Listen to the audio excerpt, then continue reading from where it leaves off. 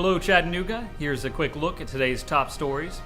First of all, Chattem officials say they're close to taking on what may be one of the company's biggest products yet. If the FDA approves over-the-counter sales of a nasal spray called Nasacort AQ, Chattem officials say the product could add more jobs in Chattanooga and bring in about $2 billion a year. Officials say the nasal spray, which aims to relieve symptoms of hay fever and allergies, would be the first over-the-counter medicine in its class. Hamilton County is considering spending hundreds of thousands of dollars to open an employee health clinic. The proposed clinic would operate in the McDaniel Building, which already houses the county's employee pharmacy. Mayor Jim Coppinger says the program seems to be a good call for the county and could help with rising health care costs. Commissioners will vote on the proposal on Wednesday. A motorcyclist is dead after colliding with a pickup truck just before 6 p.m. Sunday on Highway 58 in Ooltewah. Authorities say 29-year-old John M. Cox of Georgetown was wearing a helmet at the time but died on the scene. Investigators say Cox was speeding before he hit the front of a truck, and they say the truck driver was not injured in the accident.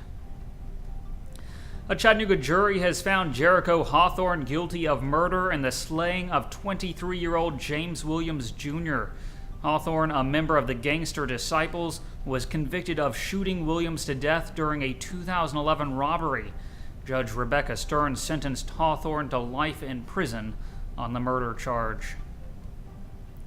The brand new Ray County High School has been unveiled in Dayton. The $30 million facility will be home to 2,400 students this school year. Classes are scheduled to begin on August 12th. It turns out that President Obama wanted to have lunch at Bee's restaurant while he was in Chattanooga.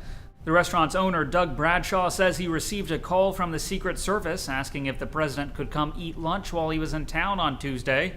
Bradshaw says he told the Secret Service the restaurant's been closed every Tuesday since 1964. And then they hung up. Bradshaw says he would have loved for the president to come, if only it had been a Wednesday. A part-time driver's license office opens today in Trenton, Georgia. It's a big deal because for the first time in years, Dade County residents will no longer have to travel as far as 86 miles to renew a license. The new office is opening in a former courtroom at the County Justice Building and will be open on the first and third Monday of every month. Police say a naked Tennessee teenager allegedly stole a bobcat front loader and drunkenly attempted to drive it home. 19-year-old Joseph Michael Hall told Knox County authorities he took the bobcat to try and hide his nudity. It's not immediately clear how he lost his clothes, but thankfully he was provided with a new set at the county jail. A Tennessee scuba diver has set a new record after staying underwater for more than 6 days. 49-year-old Jerry Halls set the new freshwater dive record in South Holston Lake in northeast Tennessee.